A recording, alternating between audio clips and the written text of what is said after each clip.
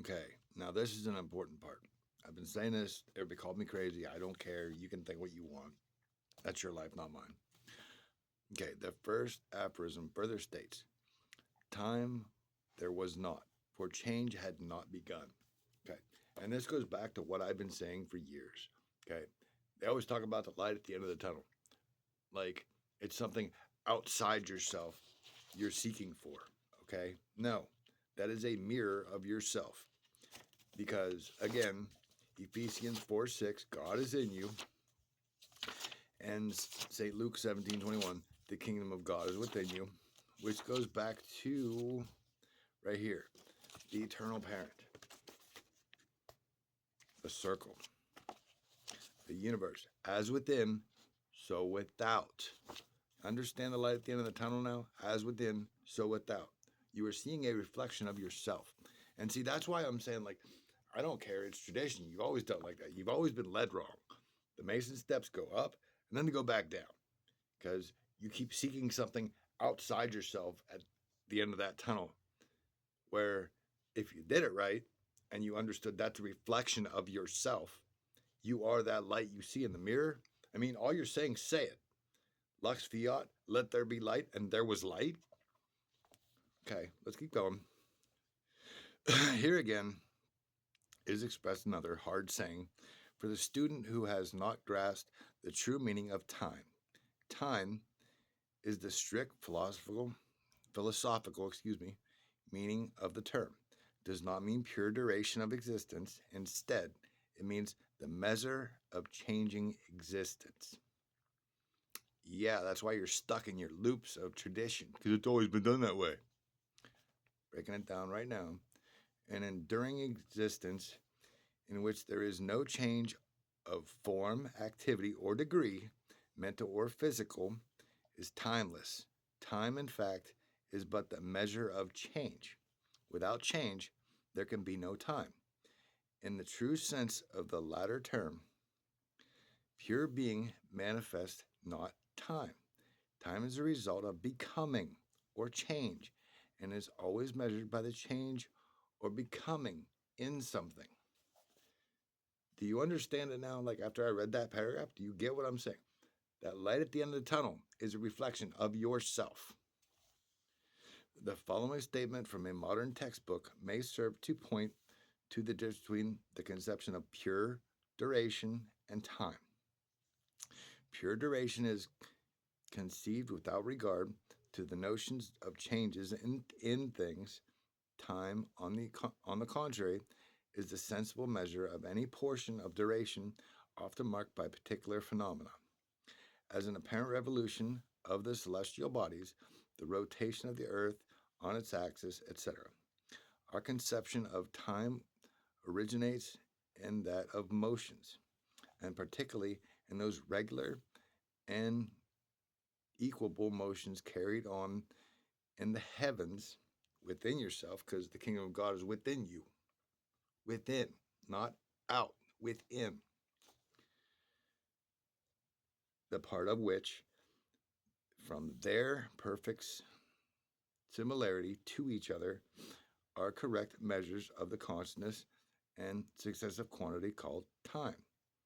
Okay, now that right there, that's the exact point that I'm saying. Like, that broke literally down right there. Ephesians 4:6, right?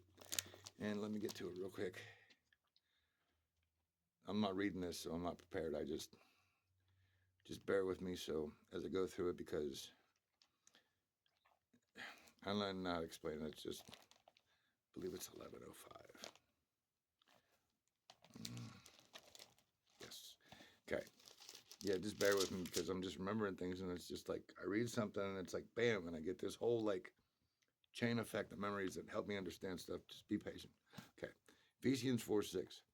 One God and Father of all, who is above all and through all and in you all, as within, so without. Going back to that circle, the parental, going back to the parental, the symbol of infinite universe. Okay? That's what that's telling you right there. Excuse me. So,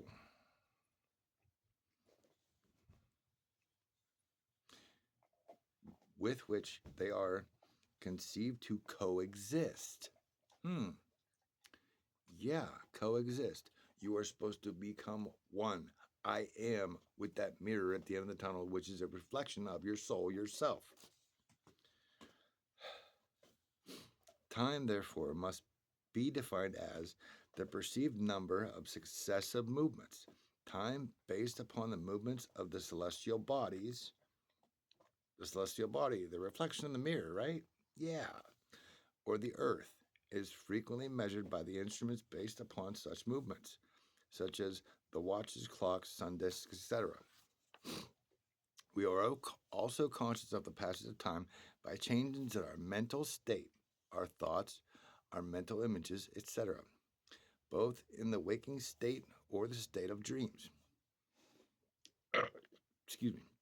Without changes in the outside world, represented to our consciousness by perception of such changes, or without changes in our mental states, time would not exist for us. Again, another reference to as within, so without. It thus follows that given an eternal, changeless reality, for whom and by whom no outside world has been or is manifested. Okay, like that sentence right there, Lily broke it down. Your secret societies, you're fucking yourselves up. You understand that, right? Being secretive, being greedy, hoarding everything, you're fucking yourself up because you're stuck in your tradition, your infinite cycle loop like a rat running in a fucking cage on the fucking rat trail. You're stuck. You need to change and grow. Fuck your traditions.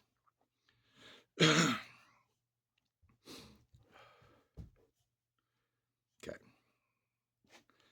And which is wrapped in a unconscious and dreamless sleep, such as is pictured by the first aphorism. For such a reality there could not exist time. No, time would present itself. Timelessness would abide until change began once more. Abide, abide. You're stuck in the traditions. Abide, obey. Say it all right here. I don't know how you haven't picked this up yet. Therefore, the student will perceive a necessary truth of the statement of the first aphorism that for the eternal parent, wrapped in the sleep of the cosmic night, time there was not, for change had not begun. It is impossible to hold otherwise, considering the nature of time and the absence of change during the cosmic night of the eternal parent. That's dark night of the soul, but we'll just leave it. You'll get it. The student will perceive that given infinite existence and the absence of change, then we must necessarily postulate pure duration. And the absence of time, there is no logical escape from this conclusion. Again, it keeps referencing everything I've been saying. You secret societies, without your changes, following traditions, it's always been done this way. You're stuck on that fucking rat wheel. You developed a pattern, like you're running as fast as you can to get nowhere. And once you finally realize you're on that, you wasted your whole life and you're going down them Freemason stairs. I don't know how to tell you. I'm sharing this so like this stops and the world can grow and we can evolve to be the humans we're supposed to be instead of being stuck where we are because some greedy little bitches think they're in charge of everything and they're blocking people from the true knowledge of self-discovery and growth. Don't know what to tell you.